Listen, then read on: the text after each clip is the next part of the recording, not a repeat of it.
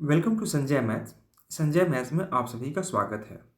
दोस्तों, जैसा कि आप एक स्क्रीन पर क्वेश्चन देख रहे होंगे, क्वेश्चन क्या कह रहा है, मैं सीधे क्वेश्चन पर लेकर चलता हूँ। ध्यान से पढ़िए क्वेश्चन को। क्वेश्चन क्या कह रहा है कि देखो, एक व्यापारी ने चीनी के भिन्न गुणवत्ता वाले दो प्रकार के मात्राएं 12 रुपया प्रति किलोग्राम 12 रुपया प्रति किलोग्राम की दर से एक प्रकार का जो चीनी है, और दूसरा जो चीनी है दोस्तों 9 रुपया प्रति किलोग्राम की दर से खरीदा। ठीक है, वह खरीदने के बाद एक निश्चित अनुपात में मिला देता है। यह कह रहा है उस मिश्रण को 11 रुपया प्रति किलोग्राम की दर से बेच दिया। ध्यान सुनिएगा, यह जो 11 रुपया प्रति किलोग्राम दिया हुआ वह बेचने का रेट दिया हुआ है, जिससे उसे होने वाला कुल लाभ लाभ हुआ है। कुल निवेश का 1/8 भाग प्राप्त हुआ है। मतलब जब वह बेचा है ना, कैसे बेचा है, 11 रुपये प्रति ग्राम की दर से बेचा है, तो उसे 1/8 भाग का लाभ प्राप्त हुआ है ना। तो दोनों प्रकार के मात्राओं को किस अनुपात में मिलाया था, मतलब आपको कह रहा है कि जो चीनी है वह किस अनुपात में मिलाया होगा। देखो, फर्स्ट टाइप का जो चीनी है दोस्तों, मैंने यहाँ पर यह कर दिया। फर्स्ट टाइप का जो चीनी दिखाई दे रहा, मैंने यहाँ पर यह इंडिकेट, फर्स्ट टाइप का और यह सेकेंड टाइप का, दो प्रकार के चीनी है। ठीक है ना। तो एक जो पहली प्रकार की जो चीनी है उसका कीमत है 12 रुपया प्रति किलोग्राम, और दूसरा है दोस्तों 9 रुपया प्रति किलोग्राम। ठीक है। अब वो दोनों को मिलाने के बाद वह बेचता है। दोनों को मिलाने के बाद वह कैसे बेचता है, ध्यान से देखिएगा। तो बेचने का जो रेट दे रखा है दोस्तों, वह दे रखा है आपका 11 रुपया प्रति किलोग्राम की दर से बेचता है, और उसे कुल निवेश का दोस्तों ध्यान से देखिएगा 1/8 भाग का लाभ प्राप्त होता है। तो याद रखिएगा कि यह 1/8 भाग का मतलब होता है 12.5%। ठीक है ना, 12.5% का प्रॉफिट होता है। ठीक है ना। तो 12.5 का मतलब कितना, 1/8। अभी जस्ट मैंने बताया आपको कि 1/8 का मतलब 12.5%, या 12.5 का मान 1/8 होगा। तो यह जो नीचे वाला जो वैल्यू दिखाई देता है, ये नीचे वाला, ये हमेशा सीपी कहलाता है। ये सीपी होगा। और अगर लाभ हुआ है तो लाभ में हम लोग क्या करते हैं, एक ऊपर वाला टर्म को ऐड करते हैं। लाभ ऊपर वाला शो करता है, तो 8 में कितना हो जाएगा, 9। यानी कि हम खरीदे होंगे अगर 8 में, और 1 रुपया का अगर मैंने लाभ कमाया तो बेचा कितना, 9 में। और ये 9 यूनिट का मान आपके सामने दिखाई दे रहा है दोस्तों, कितना, 11। तो 9 का मान 11 हो गया। तो 9 का मान 11 हुआ, तो दोस्तों एक का मान कितना हो जाएगा बताइए, तो 11/9। तो 8 का मान कितना आ जाएगा, 88/9 आ जाएगा। मेरी बात को पहले समझने का प्रयास कीजिए। देखिएगा, 9 कलम का दाम 11, तो एक कलम का दाम 11/9 होगा। तो 8 का दाम कितना, 8 से गुना करेंगे ना आप, तो 88/9 आ जाएगा। मतलब ये हमारा सीपी शो करेगा। तो इसे हम लोग कहते हैं एवरेज कॉस्ट प्राइस, यानी कि एवरेज सीपी। इसका स्थान कहाँ दोस्तों, तो यहाँ पर रखेंगे 88/9, मैं ये लिख दूंगा। अब मैं क्या करूँगा दोस्तों, इन दोनों का अंतर जो है यहाँ पर लिखूंगा, इन दोनों का अंतर यहाँ पर लिखूंगा। अंतर को लिखने का प्रयास कीजिए निकाल कर। देखिए अंतर कैसे निकालते हैं हम लोग, है ना। अगर मैं यहाँ पर गुना करता हूँ 9 से 12 में, 12×9 78 से, 12×9 78 से, मतलब 108। 108 में गया अगर मान लीजिए 88, मैं यहाँ लिख दे रहा हूँ 108 माइनस 88/9 आ जाएगा। ठीक है ना। अगर मैं यहाँ गुना करता हूँ तो 9×9 81, यानी कि 88 माइनस 81/9 आ जाएगा।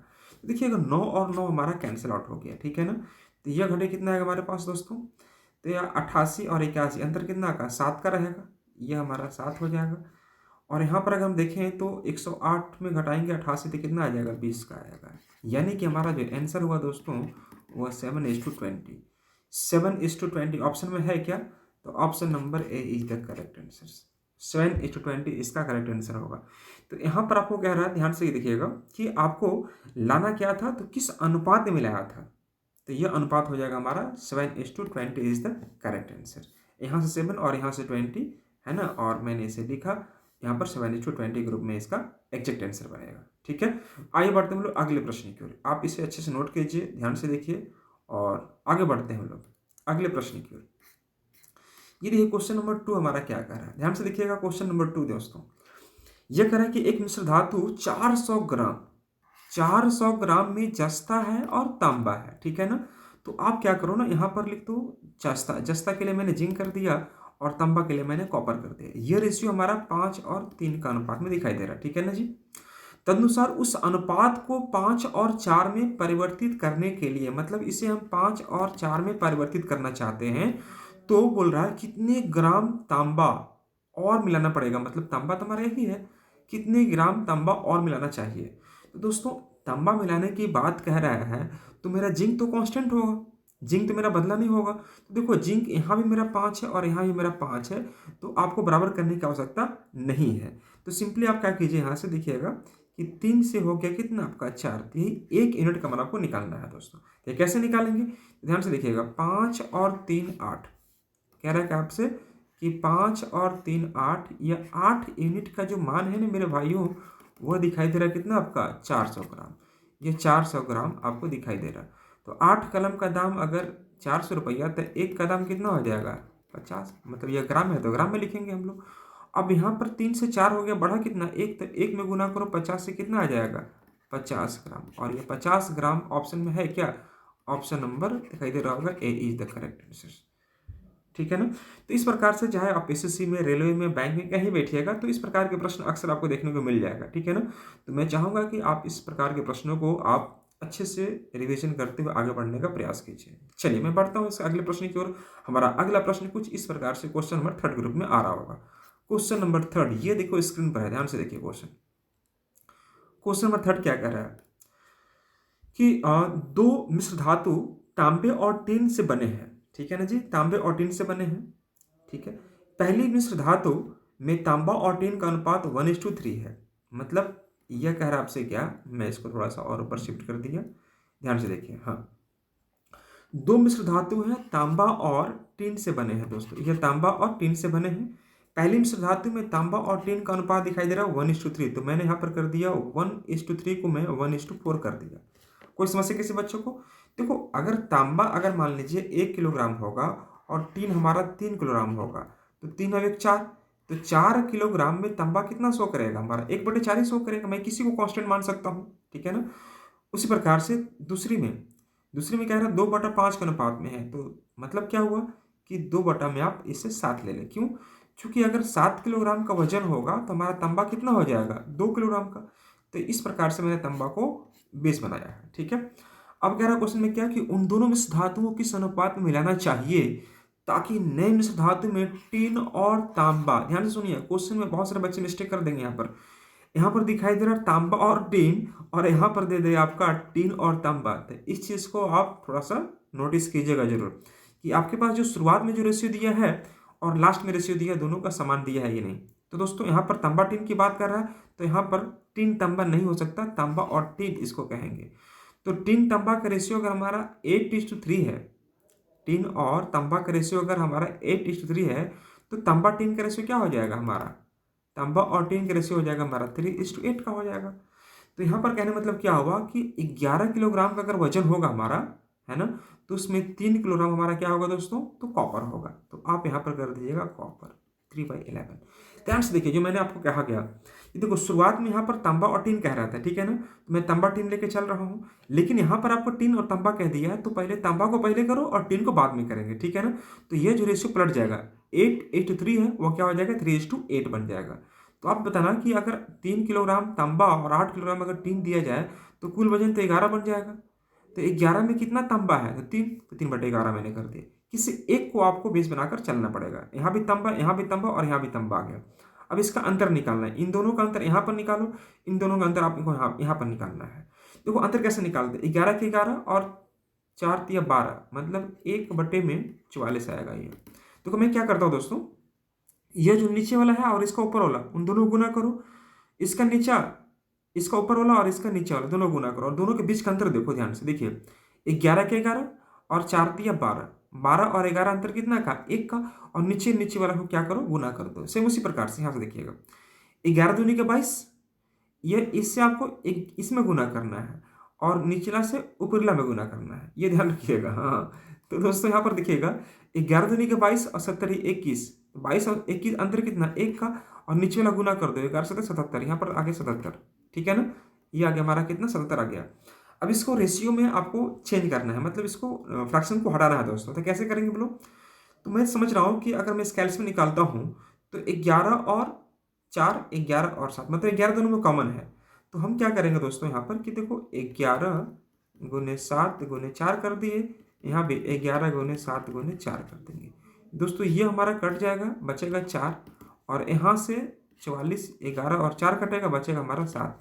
यानी कि हम कह सकते हैं कि हमारा जो आंसर होगा वो 4:7 7 का होगा। 4:7 option number B is the correct answer. ध्यान से देखिएगा प्रश्न को, 4:7 इज द यहाँ पर करेक्ट आंसर कहलाएगा। तो इस प्रकार से प्रश्न अगर यहाँ पूछता है दोस्तों तो आपसे बिल्कुल भी नहीं छूटेगा, आप यकीनन अच्छा करके आएंगे एग्जाम हॉल में। चाहे आप एसएससी, बैंक, रेलवे कहीं बैठते हैं, आप एमटीएस, सीपीएफ या सीपीओ, सीजीएल, या आप हम कह सकते हैं अभी जो रेलवे का जो निकला हुआ है एलएपी में, है ना, आप कहीं बैठते हैं दोस्तों तो यह आपके लिए वीडियो हेल्पफुल होगा। ठीक है, अगला प्रश्न हमारा क्या होगा, आइए ध्यान दीजिएगा। ये हमारा प्रश्न है दोस्तों क्वेश्चन नंबर 4। ध्यान से देखिएगा क्वेश्चन नंबर 4 क्या करे। यह कह रहा दोस्तों कि राम जो है 15 लीटर दूध में 5 लीटर पानी मिलाता है। मतलब क्या कि अगर हमारा मिल्क और वाटर की बात करें तो 15 में 5 मतलब 3:1 का रेशियो बनेगा। कुछ तो बोलिए, 15 और 5 का अगर यह कह रहा है, जस्ट ए सेकेंड, 15 और अगर 5 का ये अगर कह रहा है दोस्तों तो 5 से 15 3:1 का रेशियो बनेगा। श्याम जो है 12 में 6 पानी मिलाता है, मतलब 6 दूनी के 12, रेशियो हमारा यह बनेगा। बोलो बोलो हाँ या ना। 12 में अगर 6 है तो 6 दूनी के 12 बन जाएगा। अब यहाँ पर मुझे क्या निकालना है कि दोनों मिश्रणों में दूध की सांद्रता आपको ज्ञात करनी है। दूध की सांद्रता कितनी है ये आपको बताना है। कैसे निकालते ध्यान देखिएगा। यहाँ पर अगर 3 लीटर है और ये 1 लीटर है तो 3/4 हो जाएगा। यहाँ पर अगर आपका 2 है और यहाँ पर 1 है तो यह 2/3 हो जाएगा। अब इसको ठीक कर लीजिए आप, तो 3/4 और ऊपर में हो जाएगा 3/2। तो दोस्तों यह हो जाएगा हमारा 9/8 ऑप्शन, यानी कि 9:8, 9 यानी 9:8 ऑप्शन में है। Option number A is the correct answer, 9:8। गलती से आप 8:9 मत मार देना। देख लीजिए मैं कैसे निकाल रहा हूँ संदर्भ। इस प्रकार से आपको काम करना पड़ेगा दोस्तों, और ऐसे ही अगर काम करते हैं तो आप तमाम आने वाला क्वेश्चन आप बहुत जल्दी जल्दी क्वेश्चन को ठीक कर पा रहे होंगे।